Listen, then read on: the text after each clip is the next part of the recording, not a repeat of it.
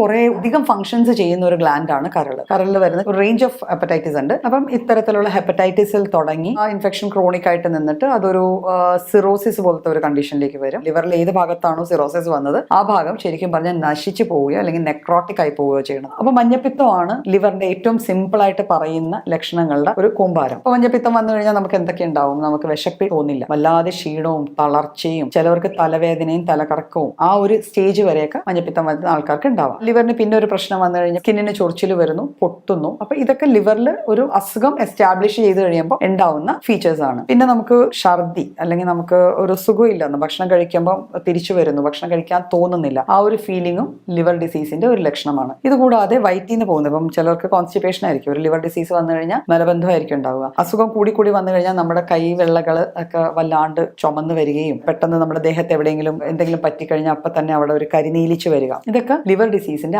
ആദ്യ ലക്ഷണങ്ങളായിട്ടാണ് കാണപ്പെടുന്നത്. ചിലപ്പോൾ പനിയും കണ്ടെന്നിരിക്കും. അപ്പൊ പനിയുടെ ലക്ഷണമാണ് ഇതെല്ലാം എന്ന് വിചാരിക്കരുത്. അത് ചിലപ്പം സിമ്പിൾ ആയിട്ടുള്ള ഒരു മഞ്ഞപ്പിത്തം ഹെപ്പറ്റൈറ്റിസ് ആയിരിക്കാം, അല്ലെങ്കിൽ ചിലപ്പോൾ കുറച്ചുകൂടെ കോംപ്ലിക്കേറ്റഡ് ആയിട്ടുള്ള ലിവർ ഡിസീസിലേക്ക് ലീഡ് ചെയ്യാം. ഇങ്ങനെ ലക്ഷണങ്ങൾ കണ്ടാൽ നമ്മളൊരു ഡോക്ടറെ സമീപിക്കുകയും വേണ്ട രീതിയിലുള്ള ഇൻവെസ്റ്റിഗേഷൻസ് ചെയ്ത് അതിനുള്ള ചികിത്സ എടുക്കുകയും ചെയ്യേണ്ടത്.